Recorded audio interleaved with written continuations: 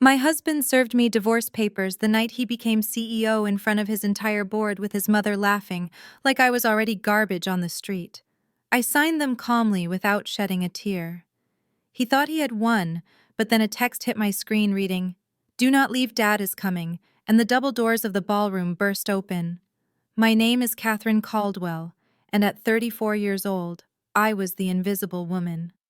To the elite society of Washington, D.C., I was nothing more than Brandon Miller's plain, boring housewife.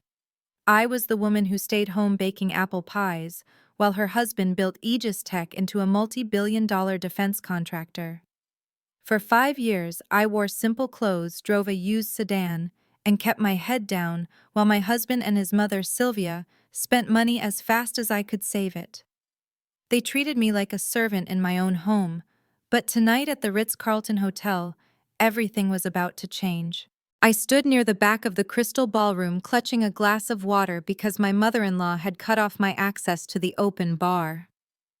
The room was filled with 500 of the most powerful people in the capital. Senators, generals, and tech moguls were all clinking champagne flutes to celebrate Brandon's appointment as the new CEO of Aegis Tech. I smoothed down the skirt of my navy blue dress. It was 3 years old, and the only formal thing I owned that Sylvia had not thrown away. Brandon stepped up to the podium. He looked handsome in his $5,000 bespoke Italian suit. The spotlight hit him, and he flashed that charming smile that had fooled me 5 years ago. The room went silent as he tapped the microphone. "Thank you all for coming tonight," he began, his voice booming with confidence. "This is a historic night for Aegis Tech. We have just secured the exclusive drone contract with the Department of Defense worth $10 billion. The crowd erupted in applause. I clapped too, feeling a knot of anxiety in my stomach. I knew that contract better than anyone because I was the one who had secretly fixed the guidance system code when Brandon was too drunk to finish it. But I stayed silent, just as I always did. Brandon held up a hand to quiet the room. "Success requires sacrifice." He continued, his eyes scanning the crowd until they landed on me. "It requires shedding dead weight. It requires a partner who matches your ambition, not one who holds you back with mediocrity. Catherine, would you please join me on stage?" My stomach dropped. This was not part of the plan. I walked slowly through the crowd, feeling hundreds of eyes boring into me. I could hear the whispers. "Look at her dress, is that off the rack? She looks like a maid, not a CEO's wife." I climbed the stairs to the stage, my legs trembling. Brandon did not offer me his hand. Instead, he reached under the podium and pulled out a thick manila envelope. "Catherine," he said into the microphone, his voice cold and devoid of any emotion, "you have been a burden on my potential for too long. You are a small-town girl with small-town dreams, and I am a titan of industry. I cannot have a wife who is content with being a nobody." He thrust the envelope into my chest. "These are divorce papers. My lawyers have already drawn them up based on the prenuptial agreement you signed. You get nothing. No alimony, no assets. Just the $10,000 cash inside this envelope, which I think is a generous severance package for 5 years of housekeeping." The room gasped, but nobody moved. Nobody stood up for me. Brandon smiled, cruel and triumphant. "And since we are being honest, I would like to introduce the true future of Aegis Tech. Nicole, please come out here." From the wings of the stage walked Nicole, the 25-year-old daughter of Senator Mitchell. She was wearing a red silk gown that probably cost more than my entire life savings. She walked right up to Brandon and kissed him passionately in front of everyone. I stood there holding the envelope, the humiliation burning my skin like acid. I looked down at the crowd, searching for one friendly face. I saw Keisha, my sister-in-law, sitting at the front table. Keisha was a brilliant accountant and the only person in the Miller family who had ever treated me with kindness. She started to stand up, her face twisted in anger, ready to defend me, but her husband Brandon's younger brother grabbed her wrist and yanked her back down, hissing something in her ear. Keisha looked at me with tears in her eyes, mouthing the words, "I am sorry." Then Sylvia Brandon's mother marched up the stairs. She was 60 years old but tried to look 30 wrapped in diamonds and a dress that was too tight. She snatched the glass of water from my hand and poured it onto the stage floor, splashing my shoes. "Oh, honey, do not look so shocked." Sylvia laughed into her own microphone, which she had apparently requested just for this moment. "You knew this day would come. You never belonged here. Look at you. You are pathetic. And that dress you are wearing? I bought that for you 3 Christmases ago. Since you are no longer family, I expect you to return it. Make sure you dry clean it first. I do not want your smell lingering on my property." She turned to the audience, beaming. "Finally, we are rid of the parasite. Now my Brandon can fly." Brandon looked at me with pure contempt. "Sign the papers, Catherine. Do it now so security can escort you out. You are ruining the aesthetic of my party." He held out a gold-plated fountain pen. I looked at the pen, then at the papers. I looked at Nicole smirking at me, and Sylvia laughing with her rich friends in the front row. They thought they had destroyed me. They thought I was just a helpless orphan with no connections. They had forgotten that I never told them about my life before I met Brandon. I took the pen. My hand did not shake. I opened the envelope, flipped to the signature page, and signed my name with a flourish. "There," I said, my voice, steady, amplified by the microphone Brandon had forgotten to pull away. I signed. "I want to thank you, Brandon. You have just given me exactly what I wanted. Freedom." Brandon laughed, a harsh barking sound. "You are trying to save face. It is sad, really. Take your $10,000 and call an Uber. Get out of my sight." I turned to leave, but then my phone buzzed in my clutch. It was a single text message from a number I had not active in 5 years. "Do not leave. Dad is here." I stopped. A small smile touched my lips. Brandon saw it and frowned. "Why are you smiling, you homeless wretch? Get off my stage." I checked my watch. 3, 2, 1. Boom! The double doors at the back of the ballroom did not just open, they were kicked open with such force that the crystal chandeliers rattled. The music cut off instantly. A heavy silence fell over the room as the rhythmic thud of heavy boots echoed on the marble floor. 2 men walked in first. They were huge, wearing full tactical gear with military police armbands and carrying automatic rifles across their chests. They did not look like hotel security. They looked like they were ready for war. They marched down the center aisle, their faces hidden behind dark visors, creating a wide path through the terrified guests. Behind them walked a man who seemed to suck all the oxygen out of the room. He was in his 60s, with steel-gray hair cut in a high and tight military style. He wore a dress uniform decorated with 4 stars on the shoulders, and so many medals his chest looked like a shield of gold and silver. His face was like carved granite, scarred and terrifying.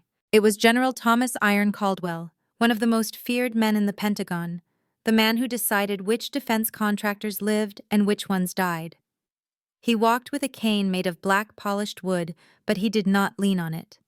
He used it like a weapon. He marched straight toward the stage, his eyes locked on Brandon like a predator locking onto a mouse. Brandon's arrogance evaporated. He stuttered into the microphone. "Security! Where is security? Who let these people in?" One of the armed MPs raised his rifle slightly, not pointing it but making his presence undeniably felt. The hotel security guards, who had started to move forward, froze in their tracks and backed away, hands raised. Nobody messed with the military police. Sylvia shrieked, "Oh my God, it is the police! Catherine, what did you do? Did you steal something else?" General Caldwell ignored her. He walked up the stairs to the stage, the sound of his boots heavy and ominous. He stopped 3 feet from Brandon. Brandon, who was 6 feet tall, seemed to shrink in the presence of this man. "Who are you?" Brandon demanded, his voice cracking. "This is a private event. You are trespassing." The general did not answer him. He turned slowly toward me. His hard stone face softened just a fraction. He reached out a gloved hand and gently wiped a stray tear from my cheek, that I had not even realized had fallen. "Report, soldier." The general said, his voice gravelly and deep. I straightened my posture, instinct taking over. Shoulders back, chin up. "Mission complete, sir," I said, my voice ringing clear through the ballroom. "The target has compromised himself. Intelligence gathered. Hostile elements identified." The general nodded. "Good work." Then he turned back to Brandon. Brandon was pale, sweating profusely. He looked at me, then at the general. "What is going on, Catherine? Who is this old man? You told me your father was a retired security guard." "I lied," I said coldly. "Just like you lied about your fidelity.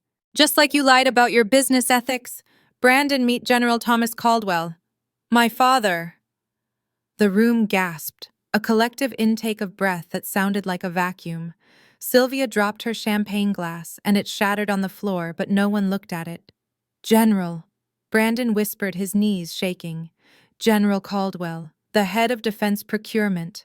The general stepped closer, invading Brandon's personal space.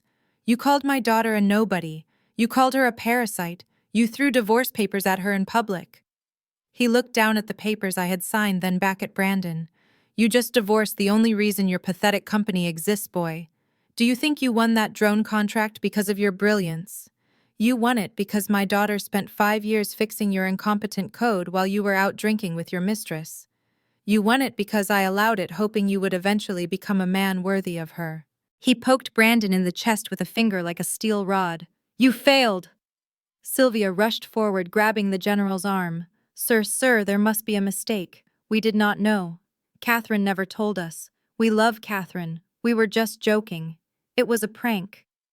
The general looked at her hand on his arm with disgust until she let go and backed away trembling. "A prank," he repeated, his voice dangerously low. "You humiliated a Caldwell. You stripped her of her assets.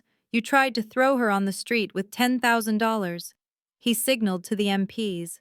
One of them stepped forward and handed him a thick black folder. The general tossed it onto the podium on top of the divorce papers. "Since you like paperwork so much, Brandon, here is some for you. This is an immediate suspension of all Aegis Tech government contracts pending a federal investigation into fraud, embezzlement, and security clearance violations." Brandon's eyes bulged. "You cannot do that. That is a $10 billion contract. The company will collapse." "It is already collapsing," the general said calmly. "And by the way, the $10,000 you gave my daughter, you might want to ask for it back. You are going to need it for your bail money." Brandon looked around wildly. "Bail? What are you talking about?" "My daughter was not just your wife," the general said, putting his arm around my shoulders.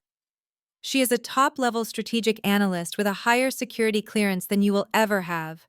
She has been documenting every illegal transaction, every bribe, and every corner you cut with the military equipment specs for the last 3 years." He looked at me with pride. "Ready to go home, Kat?" I looked at Brandon one last time. He was sweating, shaking, ruined. I looked at Sylvia, who was sobbing into her hands. I looked at Nicole, who was already backing away from Brandon, pretending she did not know him. I picked up the $10,000 Brandon had thrown at me. I walked over to Keisha, who was staring at me with wide, shocked eyes. I pressed the money into Keisha's hand. "Take this," I said. "Get a good lawyer. You are the only one in this family worth saving. Leave him before the ship sinks." Keisha nodded, tears streaming down her face, clutching the money. "Thank you, Kat," she whispered. I walked back to my father. I took his arm. "Let's go, Dad," I said. "I have a lot of debriefing to do." We walked out of the ballroom, the MPs flanking us, leaving a room full of stunned silence and a husband who had just lost everything in the span of 5 minutes. As we reached the doors, I heard Brandon start to scream my name, but the heavy doors slammed shut, cutting him off. The ride to the safe house was quiet. I sat in the back of the armored SUV, watching the city lights blur past. I should have felt sad. I had just ended my marriage. I had lost 5 years of my life. But as I looked at my father's profile, stoic and strong, I only felt relief. "We are going to a secure location," my father said, breaking the silence. "We have a team of forensic accountants waiting for you." They need to verify the data you gathered on the defective body armor Brandon was selling to the troops. I nodded. It is all on the encrypted drive I sewed into the hem of my wedding dress, I said. I kept it in the back of the closet. Sylvia almost threw it out twice. My father clenched his jaw. If I had known he was selling defective gear to my soldiers, I would have pulled you out sooner, Kat. I am sorry you had to endure that woman for so long. It was necessary, I said. If I had left earlier, he would have destroyed the evidence. I needed to wait until he became CEO, until he was the one signing the checks. Now he cannot blame it on a subordinate. It is all on him. My father smiled a grim, terrifying smile. You are your mother's daughter. Cold as ice when it matters. We arrived at the safe house, a nondescript mansion in the Virginia countryside surrounded by high fences and guards. It was a stark contrast to the flashy, gaudy wealth of the Miller family. This was real power, silent and invisible. Inside the house was a command center. Screens flickered with data. A team of analysts stood up when we entered. This is Catherine, my father announced. She is the asset. Debrief her. For the next 5 hours, I sat in a chair and systematically dismantled my husband's life. I showed them where he hid the offshore accounts. I showed them the emails where he discussed using cheap Chinese steel for the armored personnel carriers. I showed them the texts between him and Sylvia plotting to launder money through a fake charity. By the time I was done, the sun was coming up. I was exhausted, but I felt lighter than I had in years. Go get some sleep, Kat, my father said. The FBI will be executing the warrants at 0800 hours. You do not want to miss it on the news. I went to the guest room, which was simple and clean. No gold leaf, no velvet, just crisp white sheets. I fell asleep instantly. I woke up to the sound of shouting coming from the TV in the living room. I walked out wrapping a robe around myself. My father was sitting in an armchair drinking black coffee watching the news. Breaking news, the reporter was saying, standing in front of the Ritz-Carlton. Federal agents have just arrested Brandon Miller, the newly appointed CEO of Aegis Tech, along with his mother, Sylvia Miller. They are facing charges of treason, fraud, and conspiracy. The screen cut to footage of Brandon being dragged out of the hotel in handcuffs. He was still wearing his tuxedo, but it was torn and disheveled. He was screaming at the camera. My wife set me up. She is a spy. It is a lie. Then they showed Sylvia. She was not screaming. She was being carried out by 2 female officers, her legs dragging on the ground, her makeup smeared, crying hysterically about her reputation. My father handed me a cup of coffee. Happy Divorce Day, Kat. I took a sip. It was the best coffee I had ever tasted. Is it over? I asked. For them? Yes, my father said. For you, it is just beginning. The Department of Defense wants to hire you as an external consultant to clean up the mess Brandon made. They are offering a contract. How much? I asked. $5 million a year, my father said casually, plus bonuses for every dollar you recover from the Miller estate. I watched Brandon on the screen being shoved into the back of a federal vehicle. I will take it, I said. But I have one condition. Name it. I want Keisha to be my deputy. She is clean. She tried to warn me. And she knows where the bodies are buried in the accounting department. My father nodded. Done. I looked at the TV one last time. Brandon was looking directly at the camera, his eyes wild with fear. He looked like a man who finally realized he had brought a knife to a nuclear war.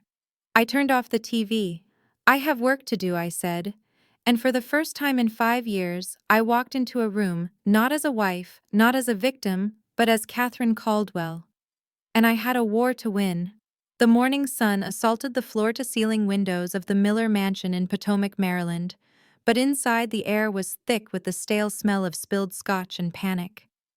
The sprawling estate, which usually hummed with the quiet efficiency of hired help, was chaotic. Maids were staying out of sight, terrified of the screaming coming from the main living room.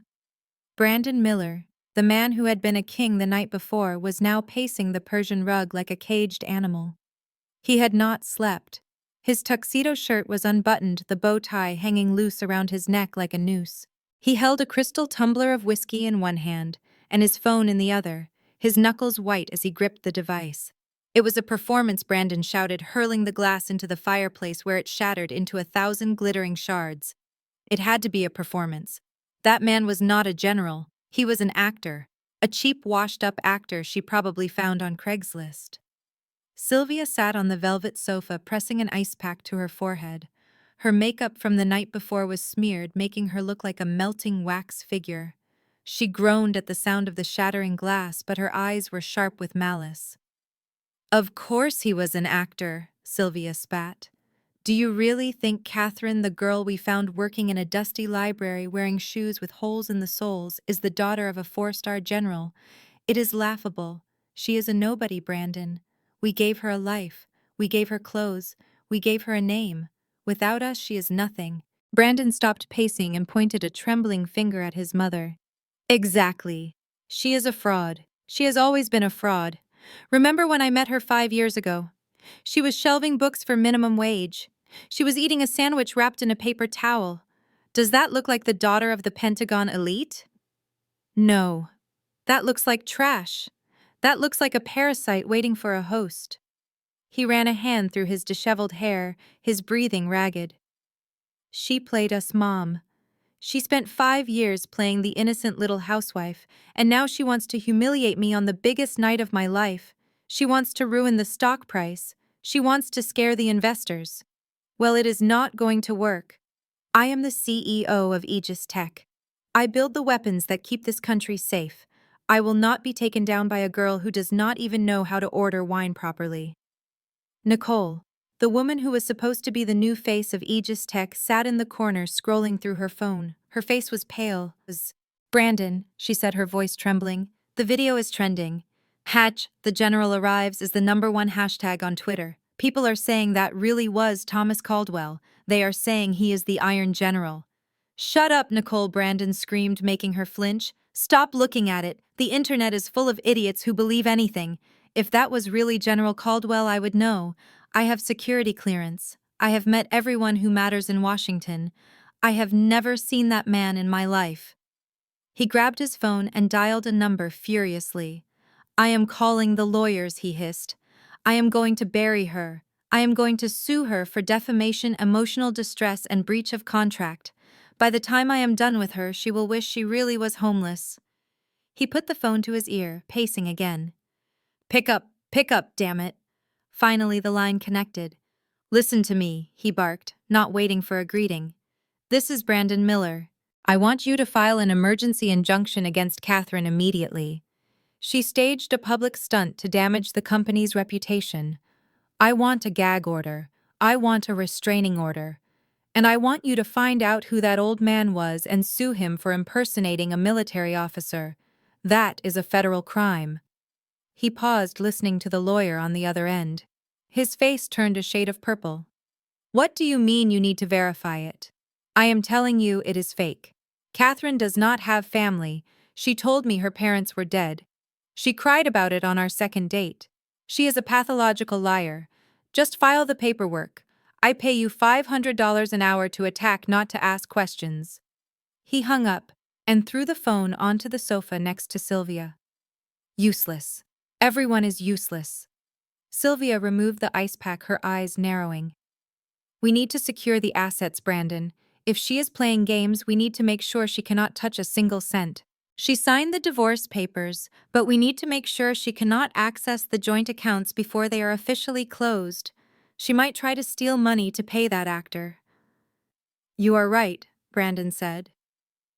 He picked up the phone again, his fingers flying across the screen as he logged into their banking app. He froze. His eyes widened, and he tapped the screen furiously. No, that is impossible." "What is it?" Sylvia asked, sitting up. Brandon looked at her, his face draining of color. "The joint account. The one we used for household expenses. The one where I deposited the bonus checks. What about it?" "It is empty," Brandon whispered. "It showed a balance of 0. Sylvia gasped. "She took it. She stole it. She transferred it out yesterday morning. Brandon said, his voice rising in panic. $3 million. She took $3 million. Call the police, Sylvia shrieked, standing up. Call the FBI. That is theft. She signed a prenup. She is not entitled to that money. She is entitled to half of the joint assets until the divorce is final. Brandon said, the realization hitting him like a physical blow. That is the law, Mom. She beat me to it. She knew exactly what she was doing. He threw the phone across the room again, and this time it cracked against the marble fireplace. She has been planning this, he said, his voice low and dangerous. The quiet little mouse. The dutiful wife. She has been planning this for months. While I was building this company, while I was securing contracts, she was plotting to rob me blind. He turned to the window, looking out at the long driveway, half expecting to see the military police coming back. But there was nothing. Just the manicured lawns and the expensive cars he had bought to prove his success. She thinks she is smart, he muttered. She thinks because she took some cash she has won. But she forgot something. He turned back to the room, a cruel smile twisting his lips. She forgot that I own the company. She forgot that I control the technology. And she forgot that her little fingerprints are all over the lab. Nicole looked up, confused. The lab? I thought she was just a housewife. You said she barely knew how to turn on a computer. Brandon ignored her. He grabbed the landline from the side table and dialed the internal number for Aegis Tech Security.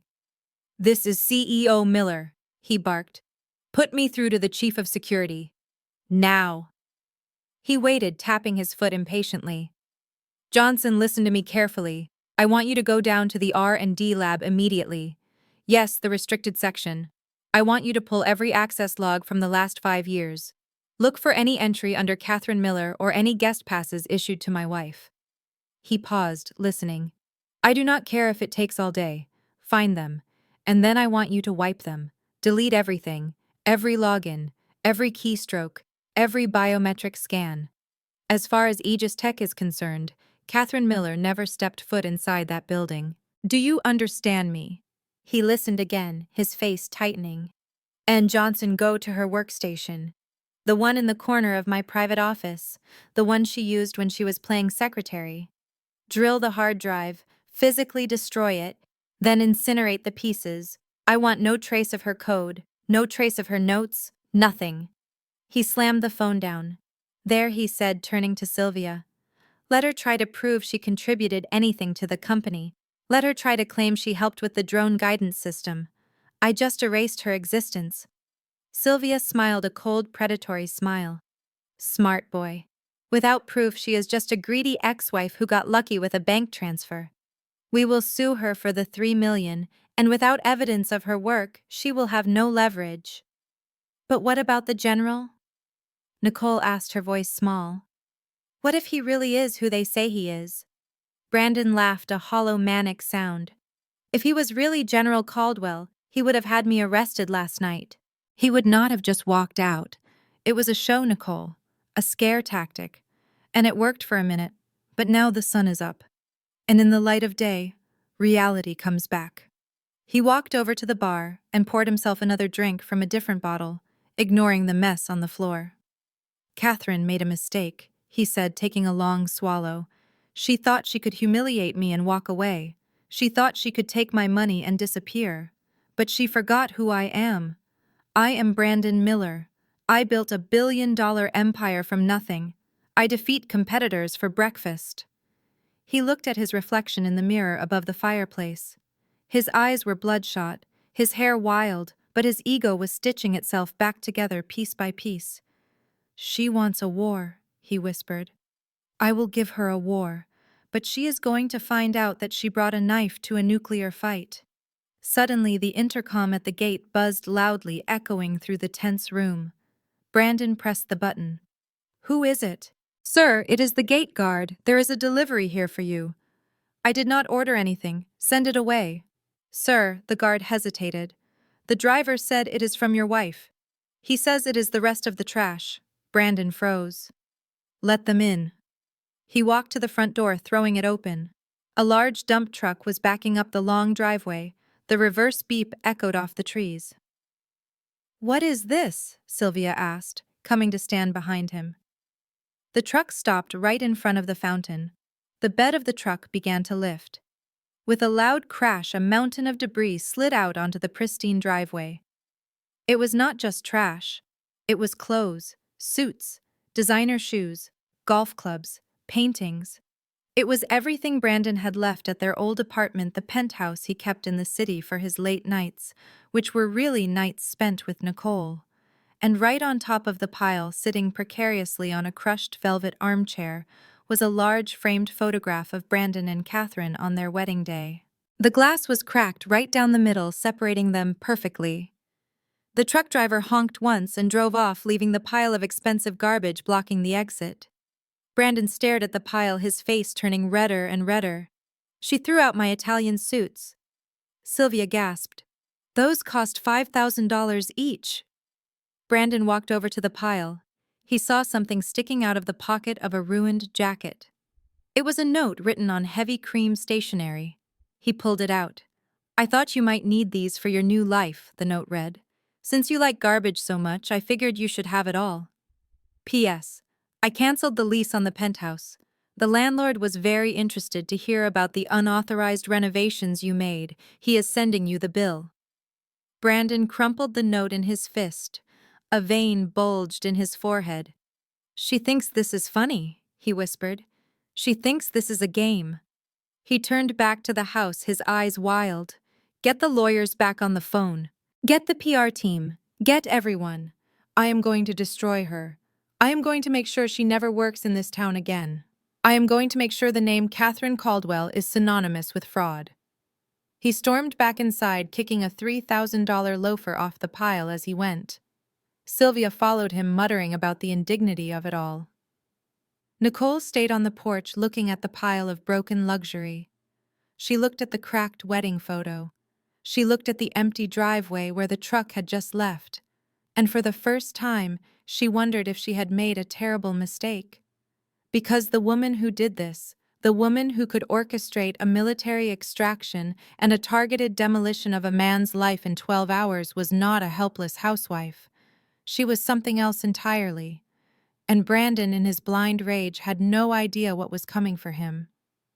The vibration of the phone against the metal table of the safe house interrogation room sounded like a drill.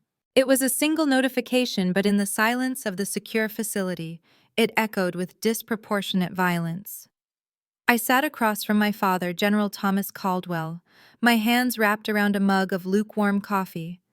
We had been debriefing for hours, but this was the first time I had turned my personal cell phone back on since leaving the Ritz-Carlton. I looked down at the screen. The sender was Brandon Miller. The subject line read, "Final warning regarding intellectual property." I swiped it open. The text was not the pleading of a man who missed his wife. It was the snarling of a cornered beast. "Catherine," the email read, "my lawyers have advised me that you may attempt to claim credit for the Aegis guidance systems during your divorce proceedings. Let me be crystal clear. You were a housewife. You had no security clearance. You had no engineering degree that I knew of. If you dare open your mouth to the press or the authorities and claim you ever touched my code or corrected my schematics, I will sue you for theft of trade secrets, corporate espionage, and defamation. I have a team of lawyers on retainer who charge $500 an hour, and they will bury you in litigation until you are living in a cardboard box. Do not test me. This is your only warning." I read it twice. Then I laughed.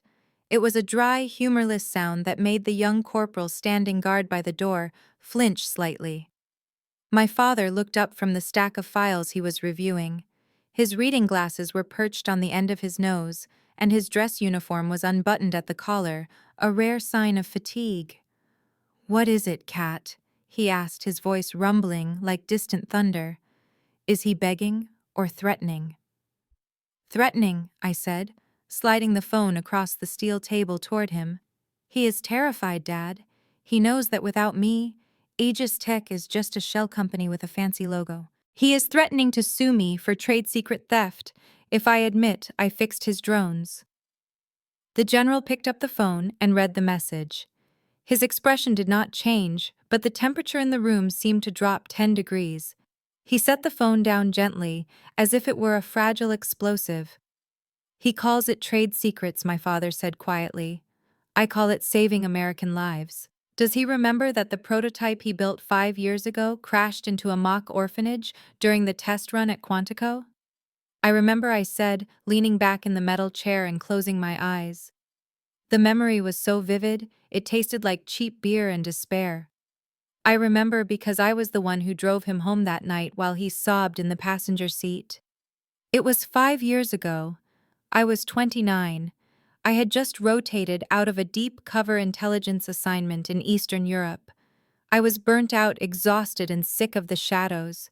I wanted something real. I wanted to be Catherine, not Agent Caldwell, not Asset 49, not the general's daughter. I wanted to be loved for the boring, mundane things. So I moved to DC, rented a studio apartment that smelled like mildew, and got a job at a library. That was where I met Brandon. He was not a CEO then.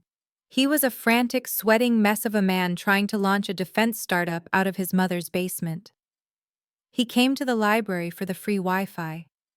He seemed charming at first. He had big dreams. He talked about protecting soldiers, about using technology to save lives. I fell for the vision. I fell for the vulnerability. I did not see the narcissism until it was too late.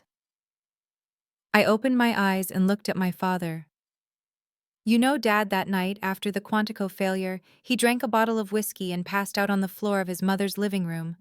The Department of Defense had given him 48 hours to fix the stabilization algorithm, or the contract was void. He was going to lose everything. I know the general said, "I was the one who signed the rejection letter for that first test. I did not know you were dating him then." If I had, I would have had him investigated sooner.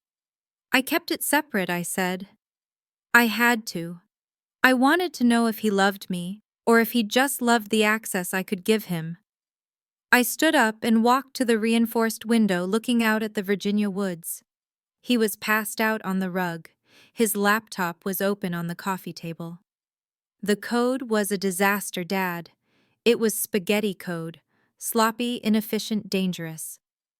The drone could not differentiate between a heat signature from a tank and a heat signature from a civilian vehicle. The latency was over 200 milliseconds. In combat, that is the difference between life and death.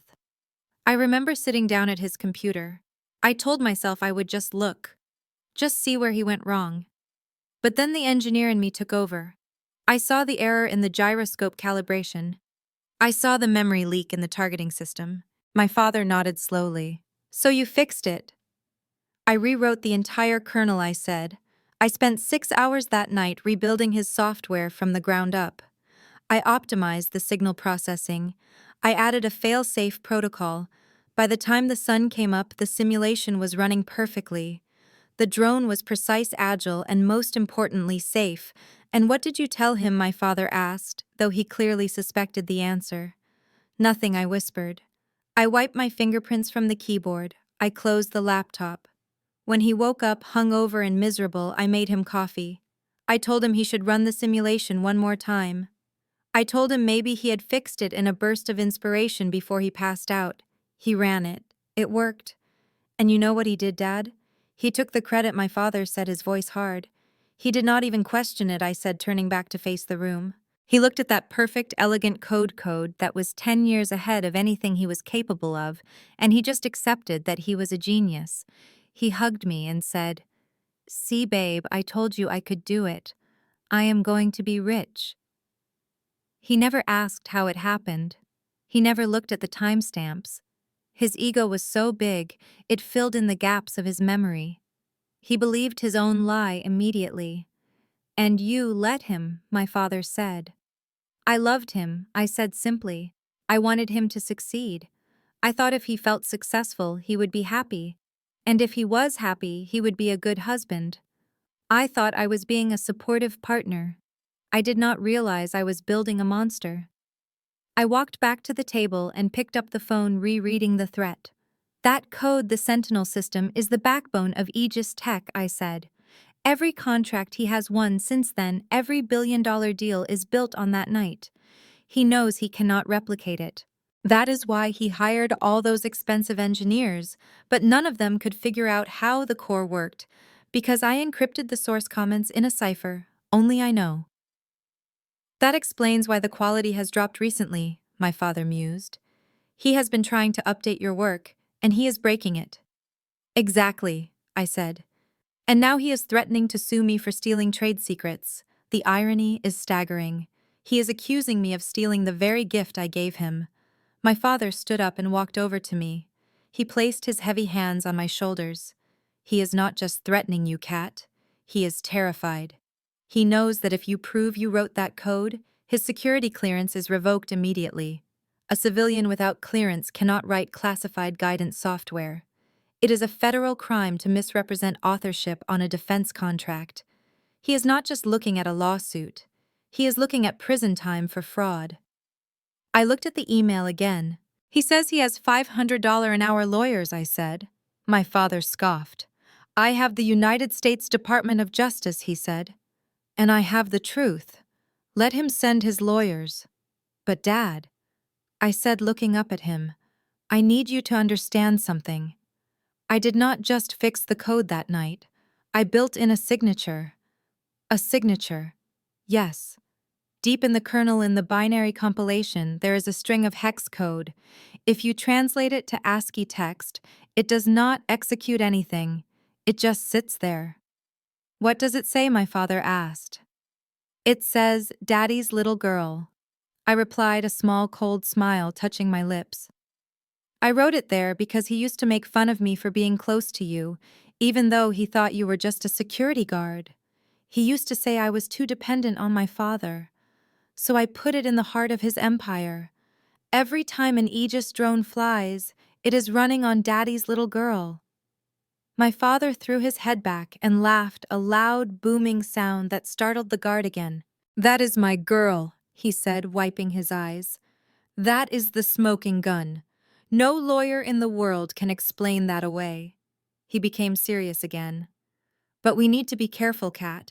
If he knows you are the architect, he might try something desperate. He has contacts, he has money, and he has that new girlfriend, Nicole.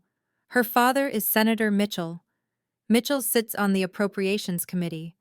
If Brandon goes down, he takes the senator's future son-in-law with him. They will fight dirty. Let them, I said, feeling a surge of adrenaline. I am done hiding.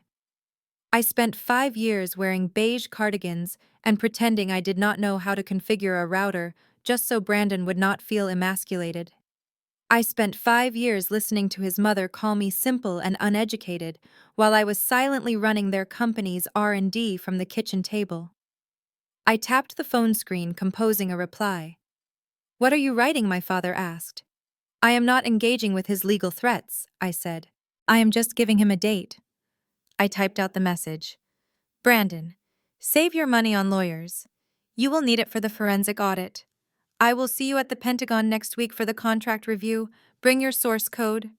I hit send. He thinks he can bully me into silence, I said. He thinks I am still the wife who signed the prenup with her head down. He does not realize that Catherine Miller is dead. Catherine Caldwell is back, and she outranks him. My father nodded approval in his eyes. We have a lot of work to do before next week, he said. The forensic accountants are here. We need to walk them through the modifications you made to the armor specs. We need to prove he knowingly downgraded the materials. I am ready, I said.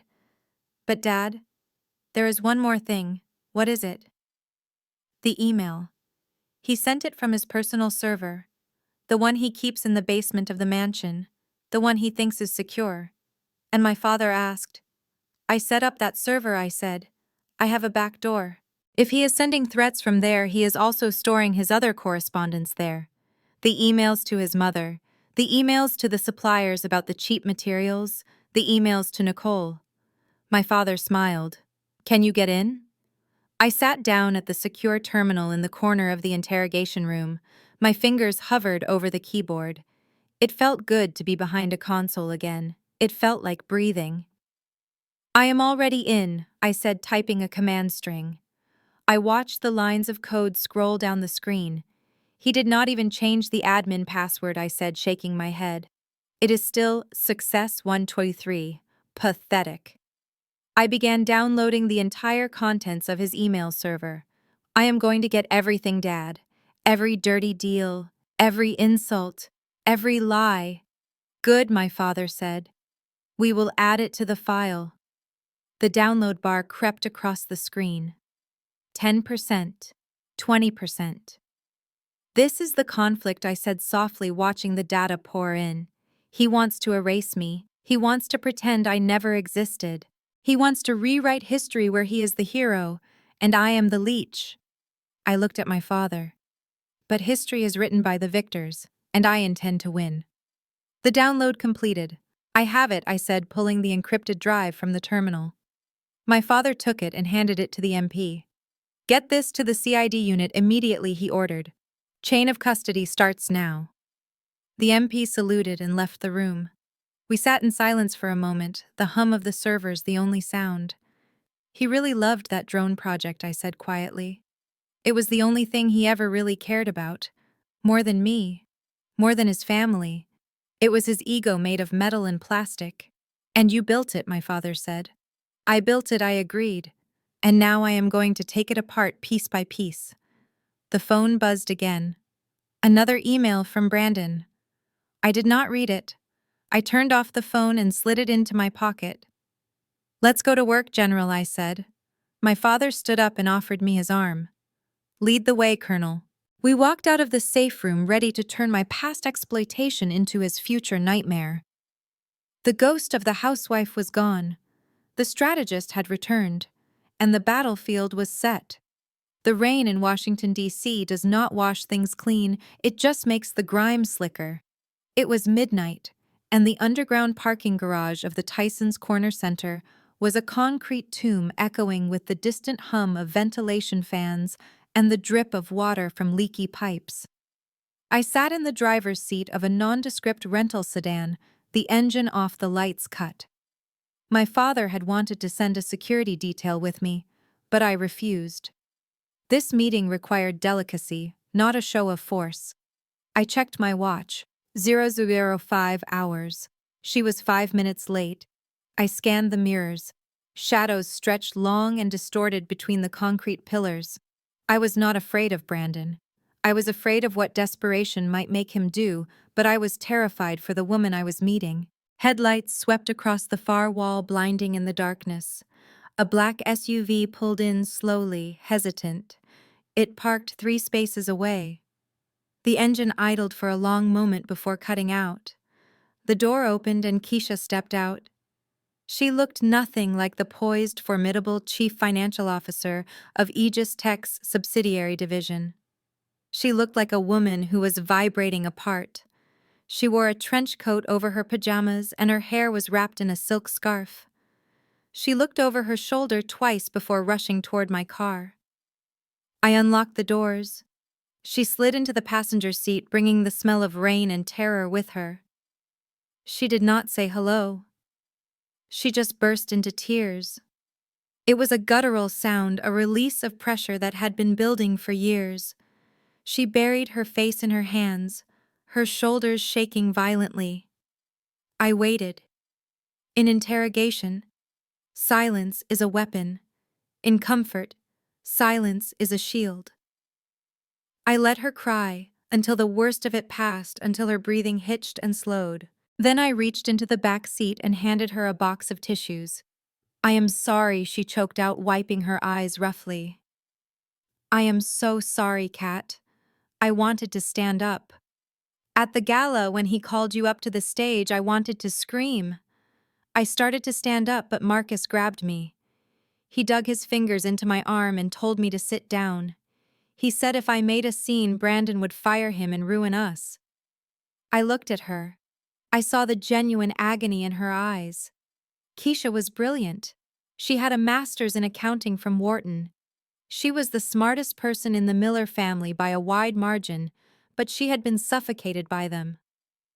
I know, I said softly. I saw him grab you. I do not blame you, Keisha. Self-preservation is a powerful instinct. She shook her head fiercely, tears flying. It is not just self-preservation. You do not understand. You were the poor white girl from the library, so they treated you like a charity case. But me. She pointed a trembling finger at her own chest. I am the diversity hire in their eyes. I am the only black woman in that entire white elitist family. Do you know what it is like to sit at that dinner table every Sunday? Sylvia watches me like I am going to steal the silverware. Brandon makes jokes about affirmative action and then looks at me waiting for me to laugh. They scrutinize my every breath, Cat. If I am too loud, I am aggressive. If I am too quiet, I am ungrateful. If I buy a nice car, I am flashy. If I save money, I am cheap. I have to be perfect just to be tolerated. I reached out and took her hand. Her skin was ice cold. I know, I repeated. I heard what Sylvia said about your hair last Thanksgiving. I heard what Brandon called your son when he thought no one was listening. Keisha froze. You heard that. I hear everything I said. That is my job. She looked at me, and for the first time she really saw me. Not the sister-in-law who baked cookies and listened to her vent about budget reports. She saw the operative. She saw the predator behind the domestic mask. Who are you, Cat? She whispered. Really, I am the person who is going to burn their house down, I said. And I think you are the one who brought me the matches. Keisha took a deep, shivering breath. She reached into the deep pocket of her trench coat. Her hand came out closed in a tight fist. She opened her fingers. Resting on her palm was a small, matte black USB drive. It looked innocuous. It looked like something you would use to store family photos or recipes. But the way Keisha looked at it told me it was radioactive.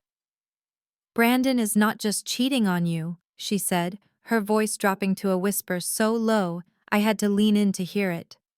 He is not just hiding assets. What he is doing, Cat, it is evil. I took the drive. It was warm from her hand. Tell me.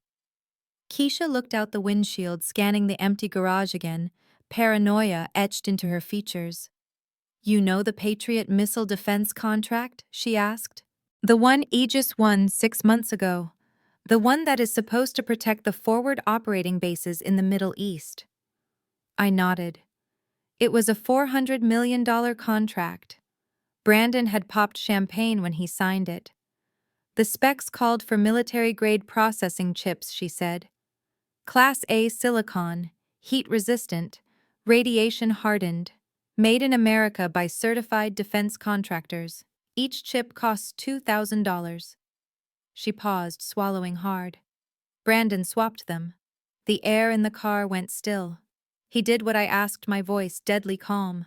He swapped them, Keisha repeated. He set up a shell company in the Cayman Islands. He used that company to buy consumer-grade chips from a factory in Shenzhen, China. Knockoffs. The kind you put in a toaster or a cheap drone toy. They cost $4 each. I stared at the drive in my hand. My mind was already racing, calculating the implications. Consumer-grade chips cannot handle the thermal load of a missile launch, I said. They will overheat in seconds. The guidance system will fail. The missiles will either miss their targets or detonate in the tubes. Keisha nodded, tears streaming down her face again. If they fire those missiles, they will not intercept incoming fire. They will be blind. Our soldiers will be sitting ducks. Or worse, they will blow up their own base. How many? I asked. All of them, she said. The entire shipment. 10,000 units. I did the math in my head. 10,000 units. $2,000 a chip versus $4. That is nearly $20 million in pure profit, I said. 40, she corrected. He did it with the wiring harnesses too. He used aluminum instead of copper. He used plastic shielding instead of ceramic. He gutted the entire internal architecture of the system and replaced it with garbage. He skimmed $40 million off the top, Cat. Why, I asked, though I already suspected the answer. Aegis is profitable. He is rich. Why risk prison for 40 million? Because he promised Nicole a life he could not afford, Keisha said, her voice dripping with disgust. Nicole. The senator's daughter. The woman in the red dress. He bought her a vineyard in Napa, she said. He bought her a $20 million estate in France. He bought her diamonds that would make Sylvia blush. He spent money he did not have to impress a woman who only loves him for his checkbook. He drained the company operating accounts dry, and when he needed to fill the hole before the audit, he decided to sell defective weapons to the United States Army. She looked at me, her eyes pleading. I found the purchase orders, Kat. I found the shipping manifests from Shenzhen. I found the emails between him and Sylvia. Sylvia knows, I asked. Knows? Keisha let out a sharp, hysterical laugh. She orchestrated it. She set up the shell company. She is the one who found the supplier in China. She told him nobody would check. She said the military overpays for everything anyway, and nobody notices the difference until it is too late. She said if a few soldiers die, it is just the cost of doing business. The rage that flared in my chest was cold and white-hot. It was the kind of rage that topples empires. Sylvia Miller. The woman who worried about the brand of napkins at her dinner parties was willing to let American soldiers burn so she could buy a chateau. Why are you giving this to me, Keisha? I asked. You are the CFO. You could have gone to the FBI yourself. You could have gone to the whistleblower hotline. I cannot, she whispered. If I go to the FBI, my name is on the documents too. Brandon forged my signature on the sign-offs. He used my login credentials to approve the wire transfers. If this comes out without context, I go to prison too. I am a black woman in a white-collar crime investigation, Kat. Who do you think they are going to believe? The handsome white CEO with the senator father-in-law, or the diversity hire accountant? She grabbed my arm, her grip desperate. They will pin it on me. Sylvia has already been planting seeds. She has been telling people I have been stressed, making mistakes, living beyond my means. They are setting me up as the fall guy just in case they get caught. I looked at the drive again. It was not just evidence. It was Keisha's life. You trust me with this? I asked. You are the only one I trust, she said. You are the only one who ever treated me like a human being. You are the only one who remembers my kids' birthdays. You are the only one who looks me in the eye. She took a breath. And after what I saw tonight, after I saw those soldiers walk in behind your father, I knew. You are not a housewife.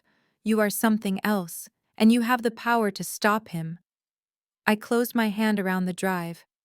You are right, I said. I am not a housewife, and I am going to stop him. I looked at her. You need to go home, Keisha. You need to act normal. Go to work tomorrow. Do not log into the secure server again. Do not look at these files again. If Brandon asks you, tell him the audit prep is going fine. What are you going to do? She asked. I am going to verify this, I said. I am going to have my team trace the shell company back to Sylvia. I am going to match the serial numbers on the Chinese chips to the batch numbers in the warehouse. And then, I said, unlocking the car doors, I am going to ruin him. Not just financially. I am going to put him in a hole so deep, he will never see the sun again. Treason carries the death penalty, Keisha. At the very least, it carries life without parole at Leavenworth. Keisha shuddered. He is my husband's brother, she said softly. He is a murderer in waiting, I corrected. He sold out his country for a vineyard. He betrayed his family for a mistress. He does not deserve your loyalty. I know, she said. I know. That is why I am here. She opened the door, the cold, damp air rushing back in. She paused, one foot on the concrete. Kat, she said, not looking back. When this blows up, when the feds come, what happens to me? I looked at her profile, the fear and the strength warring in her face. You are a cooperating witness, I said.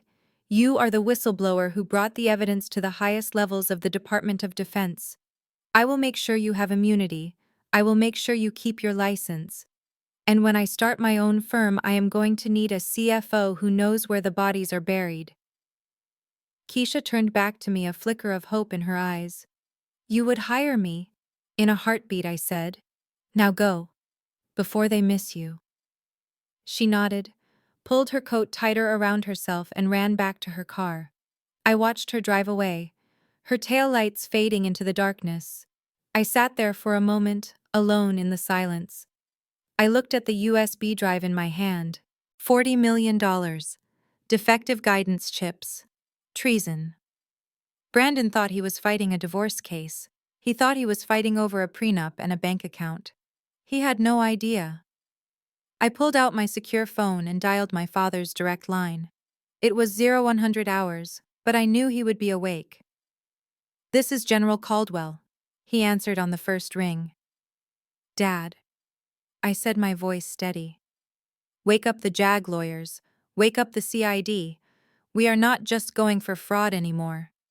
"What do you have, Kat?" "I have the kill shot," I said. "Brandon is selling dummy chips for the Patriot systems." There was a silence on the other end. A heavy, dangerous silence. "Bring it in," the general said. "Bring it in now." I started the car. The engine purred to life. I pulled out of the parking spot and drove toward the exit. The rain was coming down harder now, washing the city streets. Brandon Miller wanted a trophy wife. He wanted a silent partner.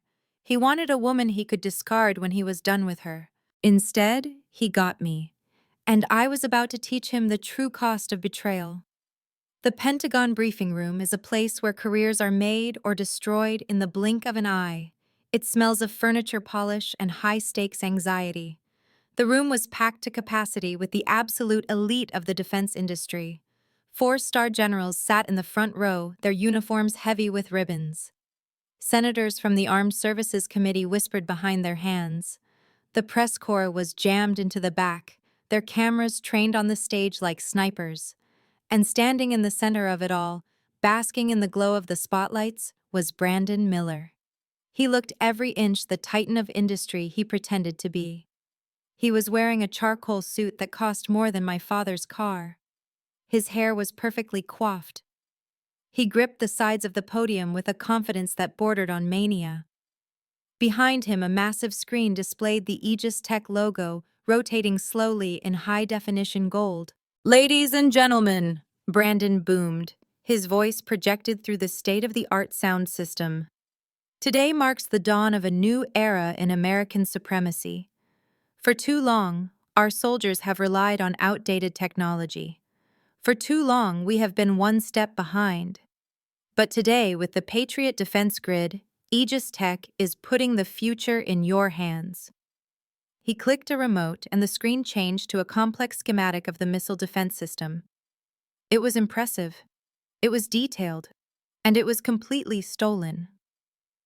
I watched from the monitoring booth high above the room, hidden behind tinted glass. I saw the way he pointed at the thermal imaging specs with such authority. I remembered the night I drew those specs on a napkin while he was passing out from too much scotch. He had no idea how the thermal load distribution actually worked. He just knew it looked good on a slide. I watched the faces of the generals. They were nodding. They were buying it. Brandon was selling them a hollow shell painted in gold, and they were ready to write a check for $10 billion. In the VIP section, front and center, sat Sylvia Miller. She was preening like a peacock. She wore a dress that was far too flashy for a government briefing, a shimmering silver thing that caught the light every time she moved. She leaned over to the woman next to her, a journalist from the Washington Post, and spoke loud enough for the microphones to pick up the murmur. "That is my son," she whispered, her face glowing with pride. "He built this entire company from nothing. He is a genius. Absolute genius." The journalist nodded politely, scribbling in her notebook. "It is a miracle he achieved this." Sylvia continued, unable to help herself. He had such a difficult few years. He was married to this terrible woman. A nobody, really. She just sat at home and spent his money. She nearly dragged him down to her level. Thank God he finally cut her loose. Now look at him fly. I felt a cold rage settle in my chest watching her. She was rewriting history in real time. She was erasing 5 years of my life, 5 years of my work, and turning me into a footnote in her son's biography. She truly believed that Brandon was the architect of this success. She was so blinded by her own arrogance that she could not see that her son was a fraud standing on a trapdoor. Brandon finished his presentation with a flourish. The Patriot Grid is not just a weapon, he said, his voice dropping to a serious patriotic register. It is a shield. It is a guarantee that our sons and daughters in uniform will come home safe. And Aegis Tech is proud to serve this great nation. The applause was thunderous. The generals stood up. The senators clapped politely but enthusiastically. Brandon beamed, waving to the crowd like a conquering hero. He looked over at Nicole, who was sitting next to Sylvia. She blew him a kiss. She was already mentally decorating the vineyard in Napa he had promised her. The Secretary of Defense, a stern man with white hair and a reputation for ruthlessness, walked up to the podium. He shook Brandon's hand. "Impressive presentation, Mr. Miller," the secretary said. "The Department of Defense has been looking for a solution like this for a decade. If the specs hold up, this will be the largest procurement contract in the last 20 years. They will hold up." Mr. Secretary, Brandon said, his smile never wavering. "My team has run the simulations 1,000 times. The system is flawless." Flawless. The word hung in the air. I looked down at the console in front of me. I had the kill switch ready. I had the evidence ready. Flawless was about to become a very relative term. "Then let us make it official," the secretary said. A table was brought out to the center of the stage. On it sat 2 leather-bound folders containing the contracts. $10 billion of taxpayer money. $10 billion that would fund Brandon's lies and Sylvia's vanity. Brandon sat down. He pulled a gold fountain pen from his pocket. It was the pen I had bought him when he landed his first small contract 5 years ago. He probably did not even remember that. To him, it was just a prop. He opened the folder. The camera flashes went off in a blinding strobe. This was the moment, the peak of his life. He was about to sign his name and become untouchable. He uncapped the pen. The tip hovered over the signature line. "Hold it." The voice was not loud, but it cut through the room like a knife. It carried the weight of 50 years of command. It was a voice that stopped wars. The side door of the briefing room swung open. The room went deadly silent. General Thomas Caldwell stepped into the light. He was in full dress uniform. The medals on his chest jingled softly as he walked. He did not look at the press. He did not look at the secretary. His eyes were locked on Brandon Miller. Brandon froze. The pen slipped from his fingers and rolled across the contract, leaving a small ink stain on the paper. He looked up, his face draining of color. He had convinced himself that the man at the hotel was an actor. He had convinced himself that my father was a myth. But you cannot fake the way a 4-star general walks. You cannot fake the way the air in the room seems to bend around him. General Caldwell, the Secretary of Defense, said, surprise coloring his tone. "We did not expect you. I thought you were in Germany." "I came back early, Mr. Secretary," my father said, walking up the stairs to the stage. He moved with a slow, deliberate menace. "Because it came to my attention that there was a critical oversight in this vetting process." Brandon stood up, his legs knocking against the table. "General," he stammered, a fake smile plastered on his face. "What an honor. We were just—" "Sit down, son," my father barked. It was not a request. Brandon sat. He looked like a schoolboy who had been caught cheating. Sylvia stood up in the audience. Her face was a mask of indignation. "Who does he think he is?" she hissed to Nicole, interrupting my son's moment. "Someone needs to call security. Sit down." Madame, a Marine standing guard near the VIP section, said quietly but firmly. Sylvia sat, her mouth opening and closing like a fish. My father stood next to the secretary. He looked down at the contract, then at Brandon. "You are about to sign a contract for the Patriot Defense Grid," he said. "You claim this system is proprietary Aegis technology. You claim you built the architecture. You claim you wrote the source code." "That is correct," General Brandon said, his voice trembling slightly. "It is all in the proposal, my team working under my direct supervision." Your team, my father interrupted. Interesting choice of words. Because I have reviewed the technical specifications, I have looked at the kernel architecture. And I found something very disturbing, Mr. Miller. Brandon swallowed hard. He looked at the exit, but the doors were blocked by MPs. Disturbing, Sir Brandon asked, sweat beading on his forehead. I assure you our quality control is rigorous. It is not about quality control, my father said. It is about authorship. You see, the United States military does not sign contracts with thieves, and we certainly do not sign contracts with men who commit perjury on federal affidavits. A murmur went through the crowd. The reporters started typing furiously on their laptops. I do not know what you are talking about, Brandon said, his voice rising in panic. This is my company. This is my tech. Is it, my father asked? Because according to the forensic analysis of the code, the entire guidance system, the very heart of this weapon, was written by a user with a clearance level higher than yours. A user who does not appear on your payroll. A user you erased from your database yesterday morning. Brandon turned white. He looked at Sylvia, who was gripping her purse so hard her knuckles were white.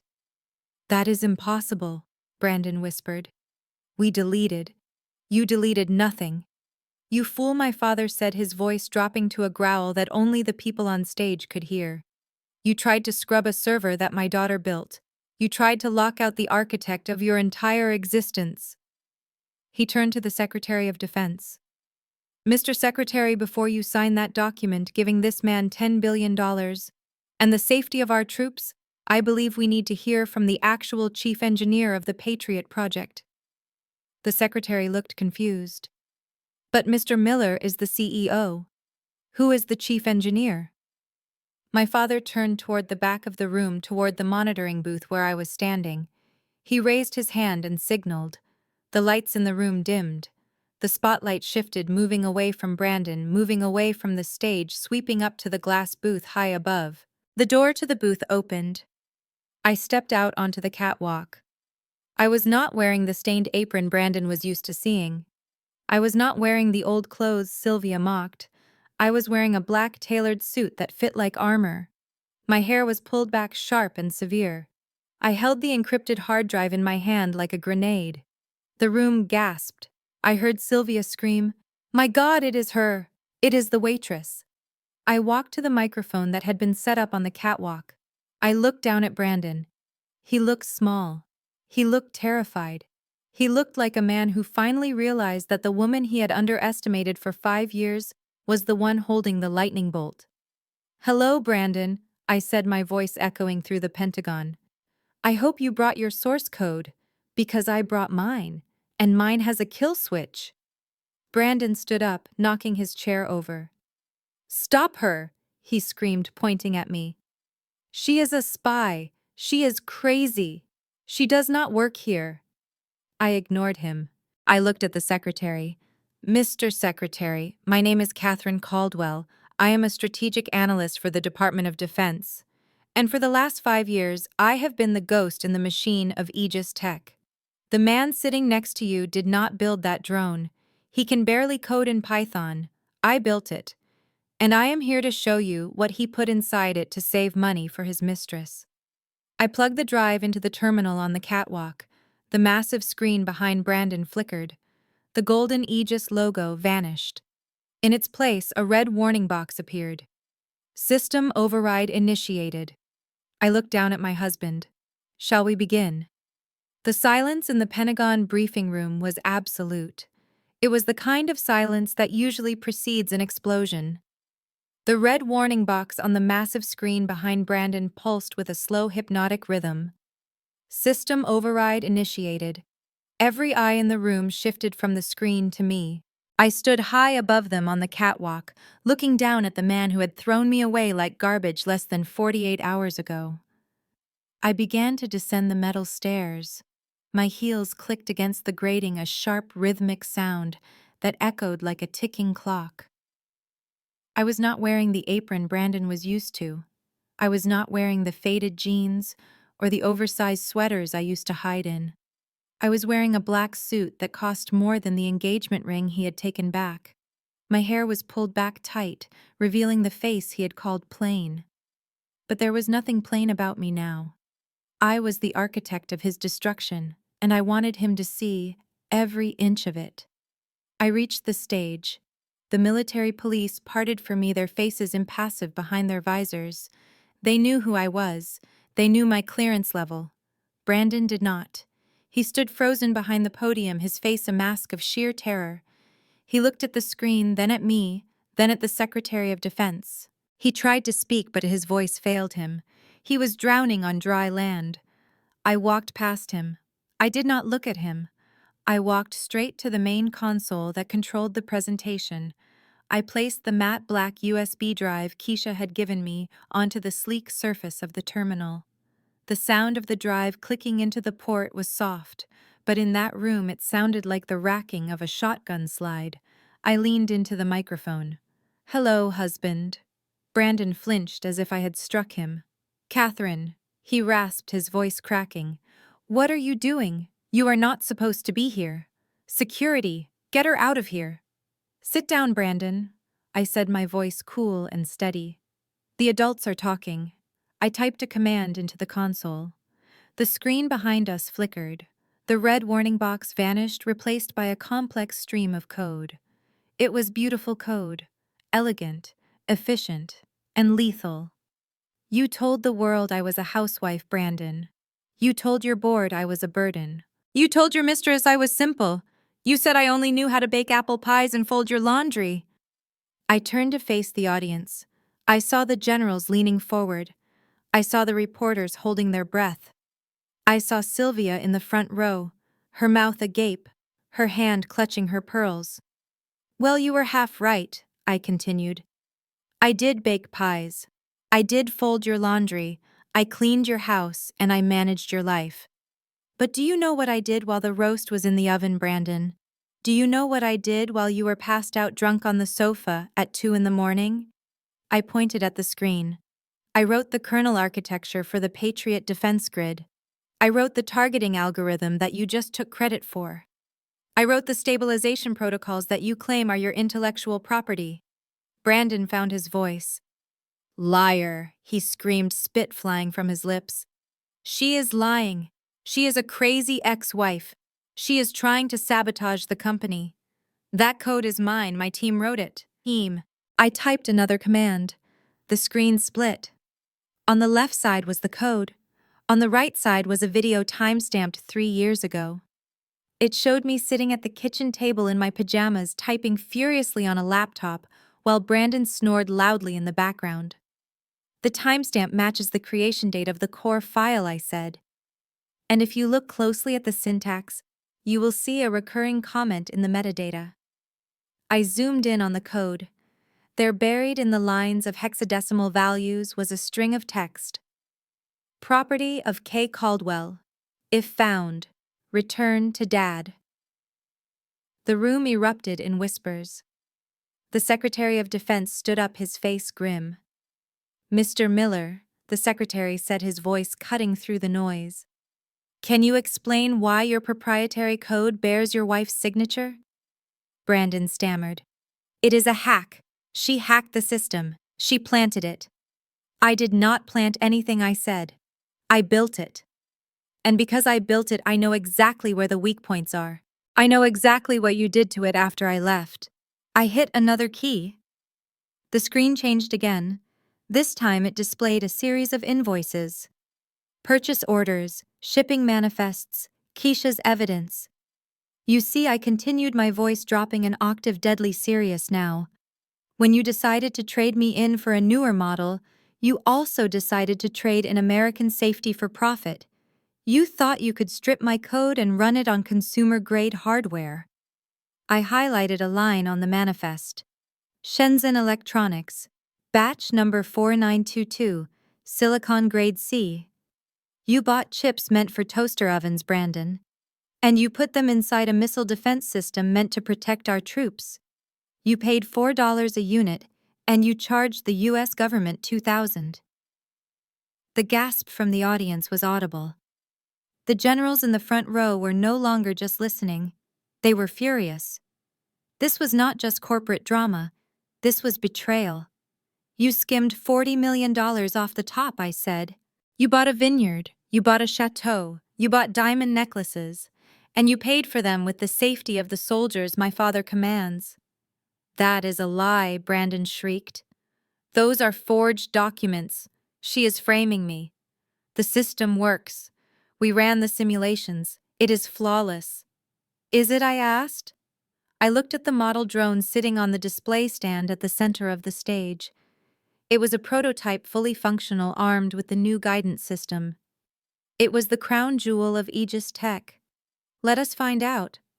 I turned back to the console. You see, Brandon, when I wrote this code, I knew who you were. I knew you cut corners. I knew you were greedy. So I built in a fail-safe. A kill switch. I typed in the command, Daddy's little girl, execute. The system is designed to run a diagnostic on the hardware before activation, I explained to the room. It checks the thermal resistance of the chips. It checks the conductivity of the wiring. If it detects military-grade components, it arms the system.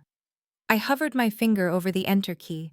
But if it detects cheap plastic and consumer silicon, if it detects that someone has tried to cheat the physics of warfare, it initiates a thermal overload to prevent a catastrophic misfire in the field. Brandon lunged for me. No, do not touch that. The MP stepped forward, blocking him.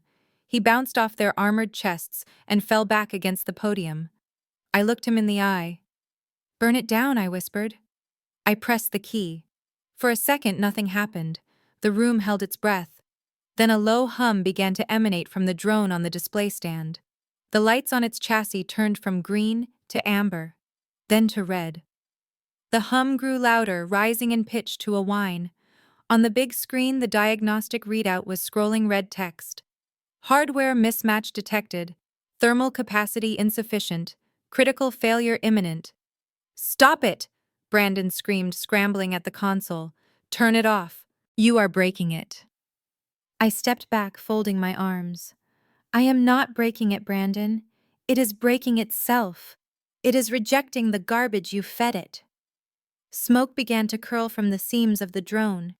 The smell of burning plastic and ozone filled the air, sharp and acrid. Sparks showered from the engine housing. The crowd recoiled. Sylvia shrieked and covered her head with her designer purse.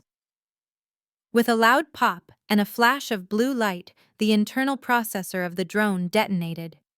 Not an explosion of explosives, but an electrical death. The drone convulsed on the stand.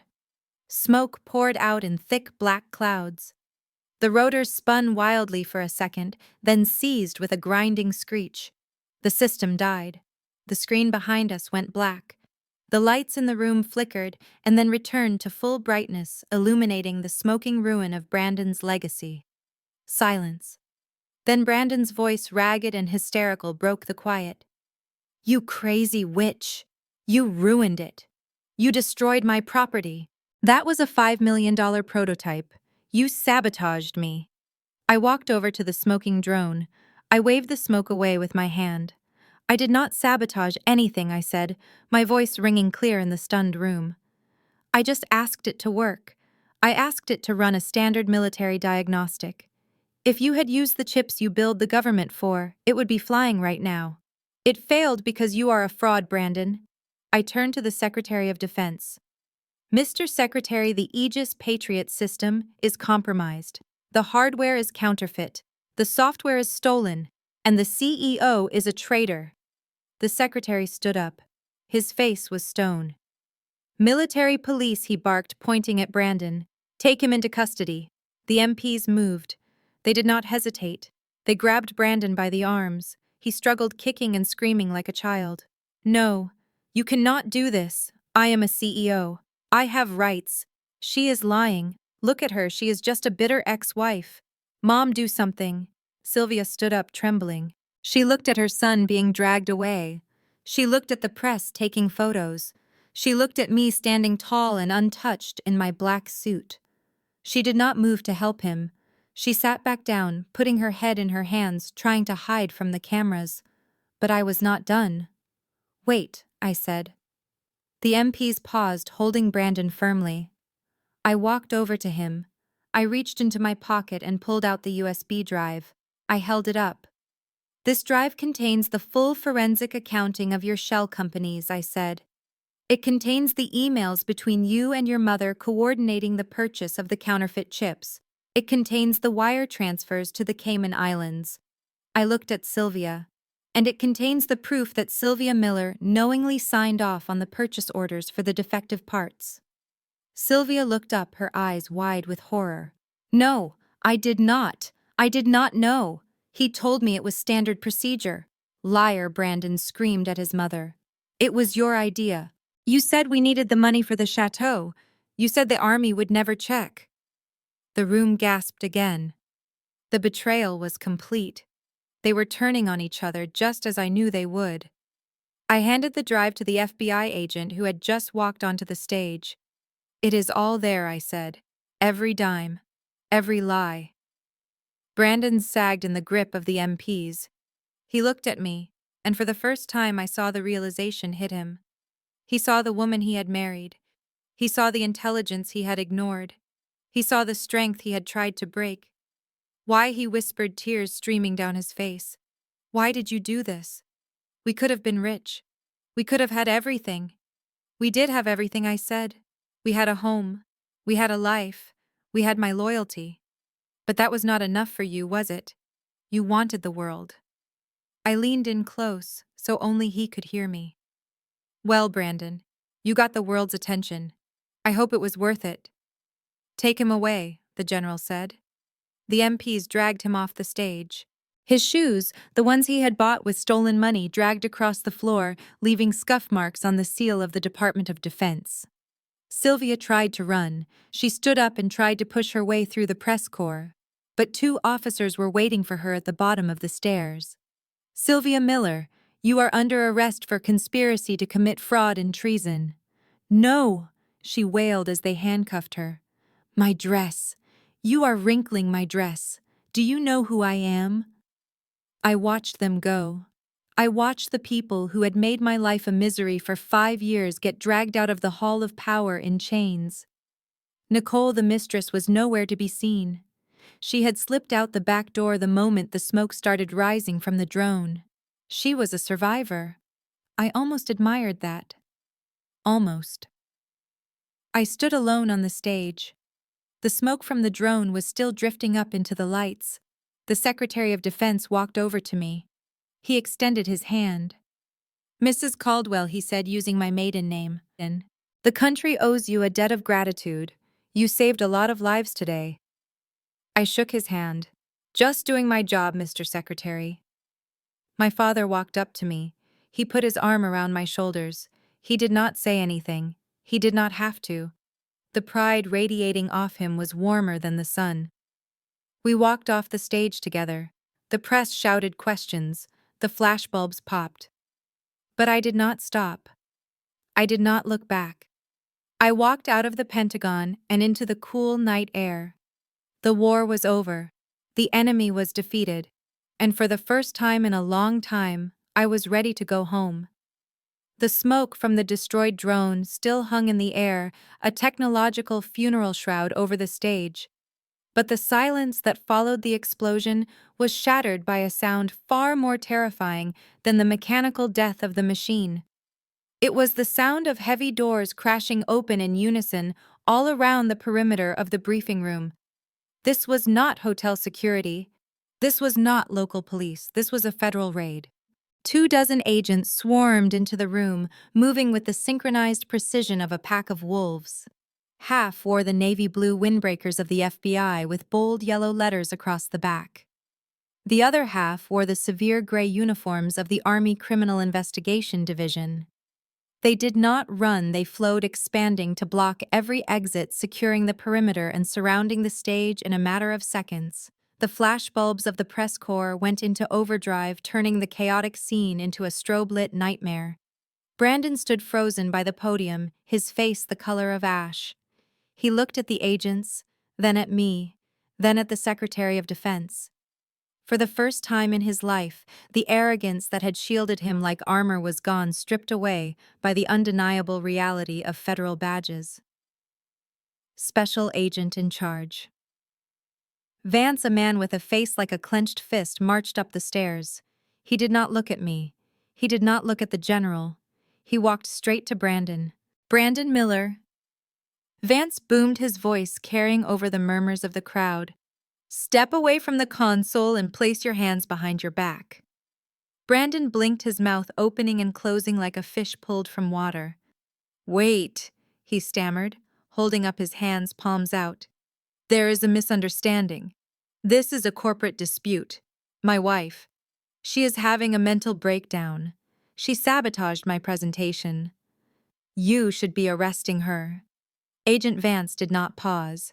He spun Brandon around and slammed him face first against the podium. The sound of Brandon's nose crunching against the wood echoed through the room.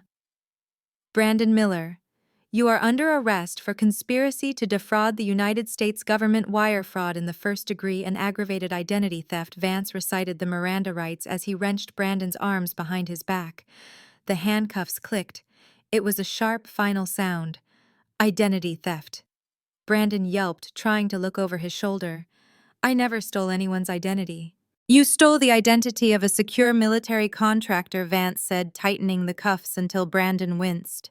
You claimed clearance you did not possess, but that is the least of your problems. You are also being charged with treason under the Espionage Act. Treason. Brandon screamed, his voice cracking. That is insane. I am a patriot. I built the Patriot Grid. You built a coffin for American soldiers, Vance snarled. We have the shipping manifests, Brandon. We know about the Shenzhen chips. We know you knowingly bypassed the Trade Agreements Act to purchase prohibited microprocessors from a hostile foreign entity and installed them in classified defense systems. That is providing material support to the destruction of U.S. military assets. That is treason. The word treason hung in the air, heavy and suffocating. The generals in the front row stood up, their faces hard with unforgiving judgment. In their world, fraud was a crime, but treason was a sin that could not be washed away. Brandon began to sob. It was a pathetic, broken sound. I did not know he wept, snot running down his face, mixing with the blood from his nose. I just signed the papers. I did not read them. It was my mother. She handled the procurement. She told me it was standard. As if summoned by his betrayal, the attention of the room shifted to the VIP section. Sylvia Miller was trying to make herself small. She had pulled her fur stole up around her neck, trying to hide behind the large floral arrangement at the end of the row. But there was nowhere to hide. 2 female FBI agents were already moving toward her. Sylvia saw them coming. She stood up, knocking over her chair.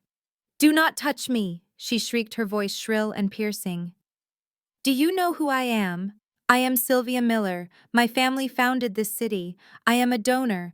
I am a philanthropist. You are a money launderer." "Mrs. Miller," one of the agents said calmly, grabbing Sylvia's wrist. "Get your hands off me!" Sylvia shouted, trying to pull away. Her diamond bracelets clattered together. "This is a mistake. My son handles the business. I am just a silent partner. I sign checks. I do not know what they are for." "We have the emails, Sylvia," I said from the stage, my voice cutting through her hysterics. She froze, looking up at me. I stood next to my father, looking down at her from the high ground she had always claimed was hers. "I have the emails where you explicitly told Brandon to use the shell company in the Caymans," I said. "I have the chat logs where you told him to mix the consumer-grade plastic into the drone casings because, quote, the army breaks everything anyway, so why waste good money, unquote." The crowd gasped. The cruelty of it, the casual disregard for the lives of soldiers, was shocking even to the cynical press. Sylvia's face twisted into a mask of pure hate. "You ungrateful little witch," she hissed. "After everything I did for you, I let you live in my house. I let you eat my food. You made me a servant in your house," I corrected her. "And you paid for that food with money you stole from the taxpayers. Money you stole from the safety of the men and women my father commands. The FBI agent snapped the handcuffs onto Sylvia's wrists. Sylvia Miller, you are under arrest for 18 counts of money laundering, conspiracy to defraud the government, and acting as an unregistered agent of a foreign supplier. No, Sylvia wailed as they began to drag her toward the aisle. No, this cannot be happening. I have a gala on Saturday. I am the chairwoman. You cannot arrest me in this dress. As the agents hauled Brandon and Sylvia toward the exit, the crowd parted like the Red Sea. No one wanted to be close to the blast radius of their destruction. But there was one person who was not being dragged away. Nicole, the senator's daughter, the woman Brandon had paraded around as his future, his equal, his prize. She was standing near the exit, clutching her clutch bag to her chest, her eyes darting around the room looking for an escape route. She saw the cameras turning toward her. She saw the FBI agents glancing in her direction. She made a decision.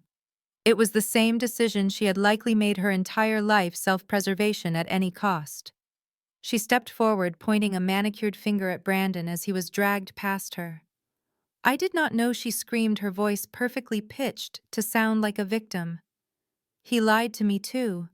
He told me he was a genius. He told me the company was solid. Brandon looked up at her, his eyes filled with a desperate hope. Nicole, baby, tell them. Tell them we were just planning a future. Tell them about the vineyard. I do not want your vineyard, you criminal, Nicole shouted, backing away from him as if he were contagious. You tricked me. You used me and my father's connections to get these contracts. I am a victim here. She turned to the press cameras, tears instantly welling in her eyes. I had no idea what he was doing, she sobbed.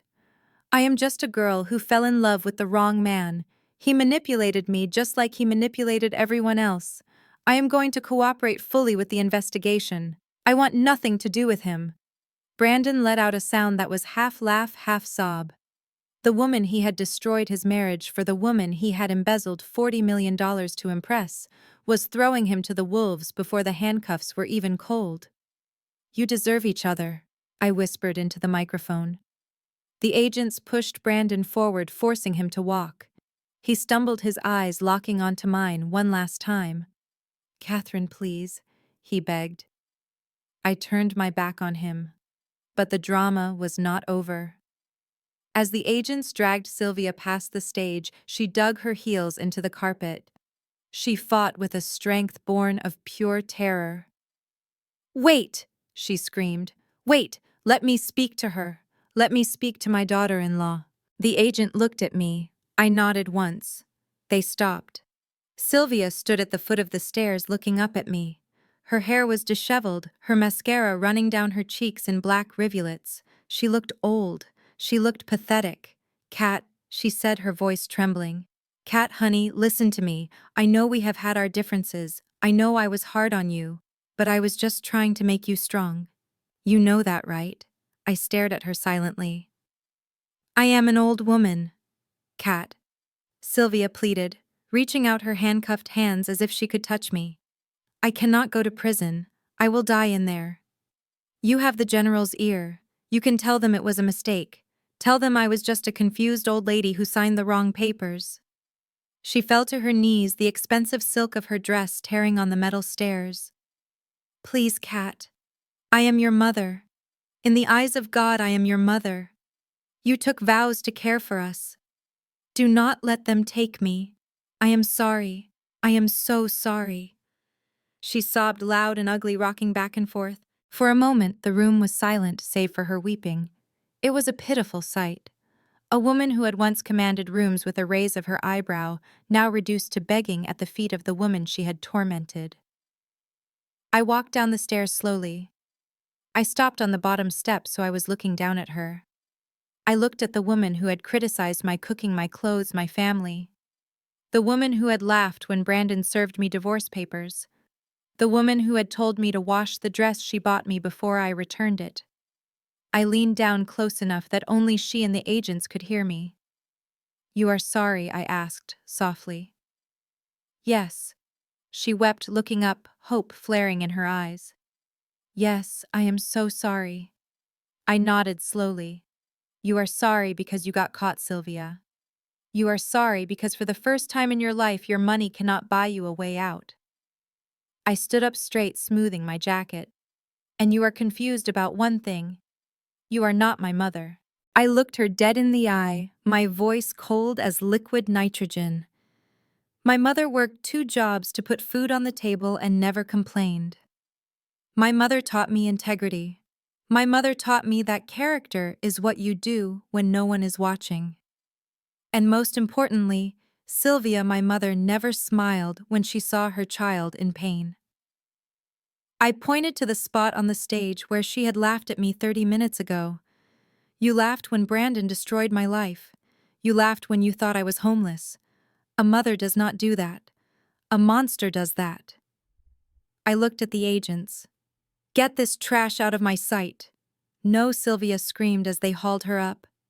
No, Catherine, you cannot do this. We are family. We were never family, I said, turning my back on her and walking back up the stairs to my father. We were just a business transaction. And the contract is terminated. Her screams faded as they dragged her out the double doors, followed by the clicking of 1,000 camera shutters. The room was quiet again. The air felt cleaner, lighter. My father put a hand on my shoulder. Are you okay, soldier? He asked quietly. I looked at the empty doorway. I looked at the ruined drone. I looked at the faces of the people in the room who were now looking at me with fear and respect. I took a deep breath. I am fine, Dad, I said. Better than fine. Keisha walked up to the stage. She was shaking, but she was smiling. You did it, she whispered. You actually did it. We did it, I corrected her. I looked at the Secretary of Defense, who was still standing by the podium, looking shell-shocked. Mr. Secretary, I said, my voice professional and crisp. Aegis Tech is currently without leadership. The assets are frozen. The contracts are void. However, the technology, the software I wrote, is still viable. The secretary blinked. What are you suggesting, Mrs. Caldwell? I am suggesting that the Department of Defense invoke the National Security Emergency Clause, I said. Seize the company. Place it under temporary receivership. And who would run it? The secretary asked. I pointed to Keisha. Keisha Williams, I said. She is the CFO.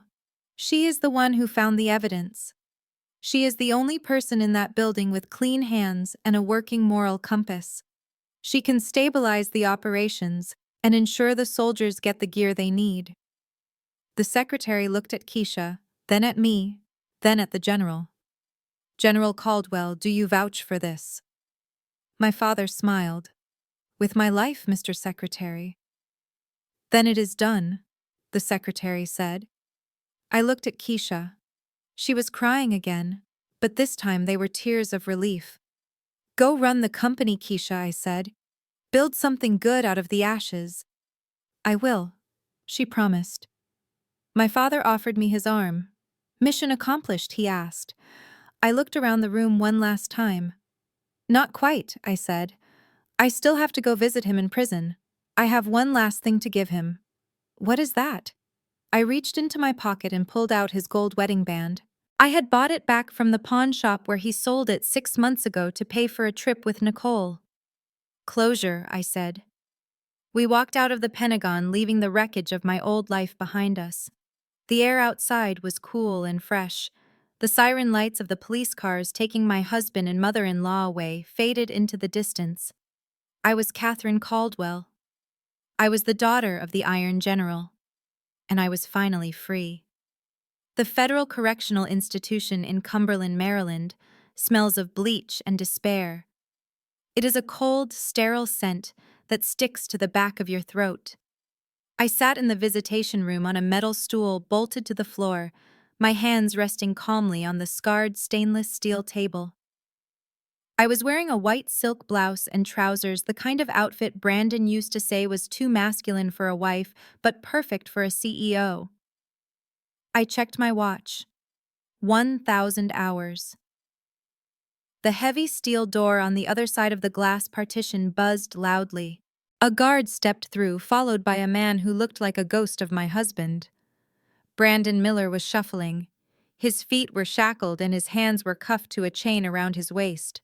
The bespoke Italian suit was gone, replaced by a bright orange jumpsuit that hung loosely on his frame. His head had been shaved, revealing the pale scalp beneath, and his face was gaunt, covered in a patchy stubble. He looked 20 years older than he had on the stage at the Pentagon.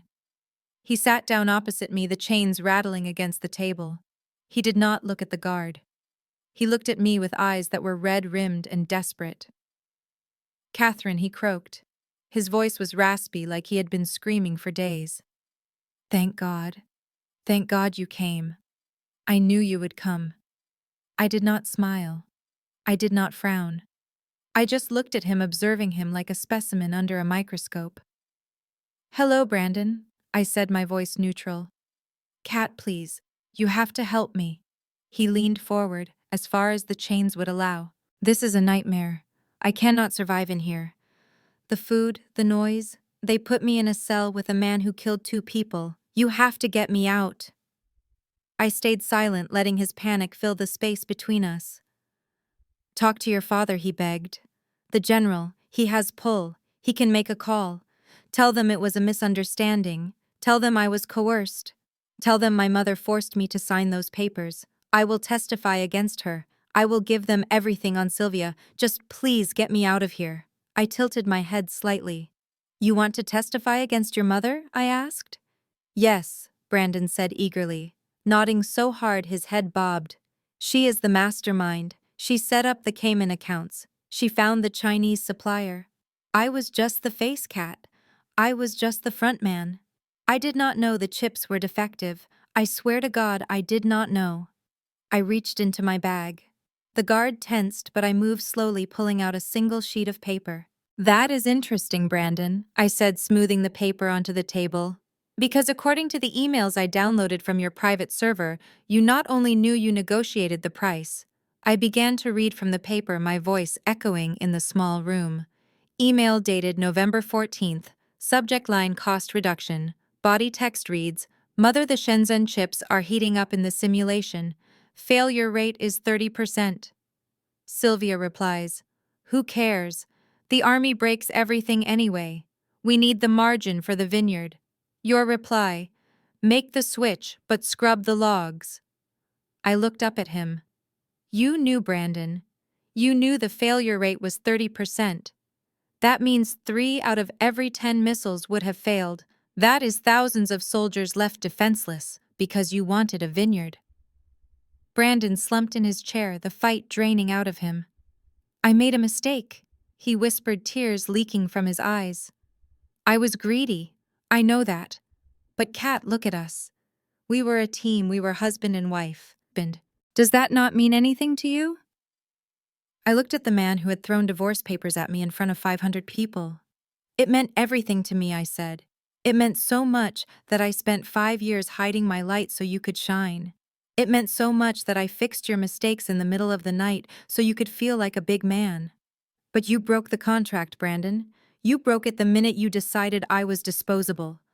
"But we can start over," he pleaded, a frantic light entering his eyes. "Listen to me, I still have money. Not the company accounts, but I have stashes, crypto, offshore accounts that the feds do not know about. I can give you the keys. We can run away. We can go to a non-extradition country. You are smart, Kat. You can figure it out. Just help me escape." I sighed. It was a sound of pure exhaustion. Even now, even in chains, he thought he could buy his way out. He thought everyone had a price. "There are no stashes, Brandon," I said. "What do you mean?" "I mean, I found them," I said. "The crypto wallets on the encrypted partition of your laptop, the shell accounts in Panama, the gold bars you buried in your mother's garden." His eyes widened. "You found them." "I found them," I confirmed. "And I gave the coordinates to the Department of Justice." "No," he gasped. "No, that was my exit strategy. That was my life." I reached into my bag again. This time I pulled out a thick document stamped with the seal of the United States Federal Court. "This is a forfeiture order," I said, sliding it across the metal table. "It was signed by a federal judge this morning. It authorizes the seizure of all assets connected to Brandon Miller and Sylvia Miller to pay restitution to the Department of Defense. I pointed to the list on the front page. The mansion in Potomac, seized. The vineyard in Napa, seized. The chateau in France, seized. Your cars, your boats, your watches, even the Italian suits you loved so much. Everything is gone, Brandon. It is all going to be auctioned off to pay for the retrofit of the Patriot systems. Brandon stared at the paper, his hands shaking so hard the chains rattled against the table. I have nothing, he whispered. I am destitute. You have a public defender, I said. And you have 3 square meals a day for the next 20 to life. That is more than some of the soldiers you ripped off have right now. He put his head on the table and began to weep. It was a loud, ugly sound. The sound of a man who had lost his soul long before he lost his money. I stood up. I was done here. Wait, he sobbed, looking up. Wait, Kat. What about the company? What about Aegis? Who is running it? The government cannot run a tech firm, they will run it into the ground. I smiled. It was the first time I had smiled since walking into the prison. Actually, they appointed a new CEO yesterday, I said. Someone who knows the books inside and out. Someone who knows where every skeleton is buried. Who? Brandon asked, sniffing. Who did they pick? Some bureaucrat. Some general. Keisha, I said. Brandon blinked. Keisha, my brother's wife, the accountant, the CEO, I corrected. Keisha Williams, the woman you called a diversity hire behind her back. The woman you forced to sign fraudulent invoices. The woman you underestimated every single day because she was quiet and black and female. Brandon shook his head in disbelief. Keisha, she is a nobody. She does not know how to lead. She knows how to lead with integrity, I said. And she was the one who gave me the USB drive, Brandon. She was the one who risked everything to stop you. She is the hero of this story. You were just the villain. His jaw dropped. Keisha betrayed me. You betrayed her. I snapped, my voice sharp. You tried to set her up as the fall guy. You tried to ruin her life to save your own skin. But she was smarter than you. We were all smarter than you, Brandon. You just never looked down long enough to notice. I reached into my pocket one last time. I pulled out a small gold ring. It was scuffed and scratched. Do you recognize this? I asked, holding it up. He squinted. Is that my wedding ring? It is, I said. I found it at the pawn shop on 4th Street. The broker said you sold it 6 months ago. You told him you needed cash for a deposit on a necklace for Nicole. Brandon looked away, shame finally coloring his cheeks. I bought it back, I said. Why? He asked, hope flickering in his eyes. Because you still love me. I dropped the ring onto the metal table. It spun with a hollow ringing sound before settling near his hand. No, I said. Because I wanted to return it to its rightful owner. The state. It is an asset, Brandon. It is worth about $400 in scrap gold. Maybe you can use it to buy some soap in the commissary. I turned and walked toward the heavy steel door. Cat, wait! He screamed, struggling against his chains. Do not leave me here. I am sorry. I love you. Please, Cat. I am your husband. I stopped at the door. I looked back at him one last time. The orange jumpsuit, the shaved head, the tears. He looked like a stranger. You are not my husband, I said. My husband died 5 years ago when he decided money was more important than honor. You are just inmate A94. I knocked on the door. Guard, I said. I am done. The door buzzed open. I walked out into the corridor, leaving the sound of Brandon's weeping behind me. The heavy door slammed shut, cutting off his voice with a final metallic clang. I walked down the long gray hallway, my heels clicking on the linoleum. I passed through the security checkpoints one by one, the metal detectors, the pat-downs, the airlocks. With each gate I passed, I felt a layer of weight falling off my shoulders. The weight of the lies. The weight of the secrecy. the weight of being the invisible wife. I pushed open the final door and stepped out into the blinding sunlight. The air was crisp and clean, smelling of pine and freedom. The sky was a piercing endless blue. Parked at the curb was a black government SUV. Leaning against the hood was General Thomas Caldwell. He was not wearing his dress uniform today. He was wearing a simple button-down shirt and slacks, looking like any other father waiting for his daughter. But his posture was still straight, his eyes still sharp. He saw me and stood up. He did not ask how it went. He knew. He saw it in the way I walked. He saw it in the way I held my head high. "Hey, Dad," I said, walking down the steps. "Hey, kiddo," he replied, opening the car door for me. "You okay?" I took a deep breath, filling my lungs with the fresh air.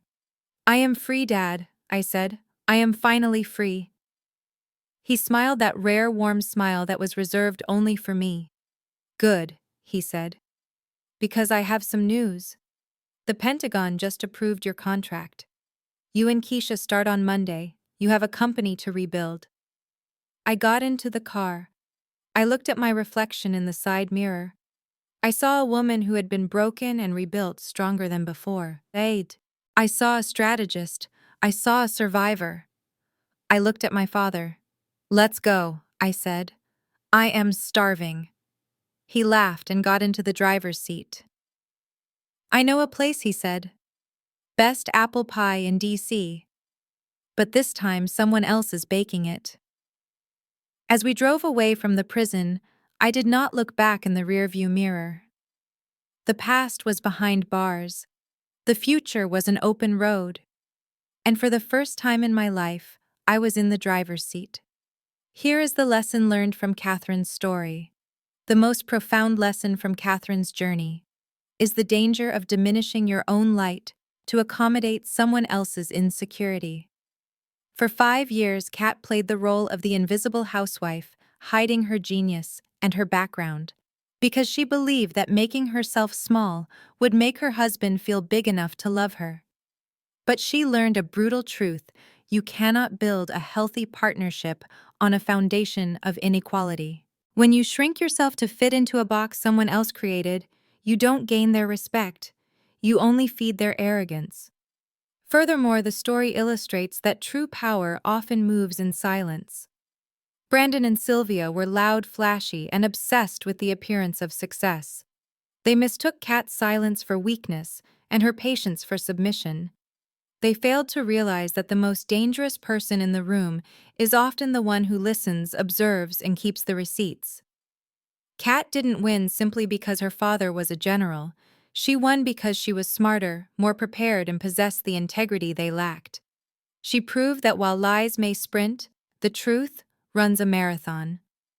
Finally, this story redefines the concept of family and loyalty. Blood connected Brandon to his mother, and in the end they destroyed each other in a pit of blame and selfishness.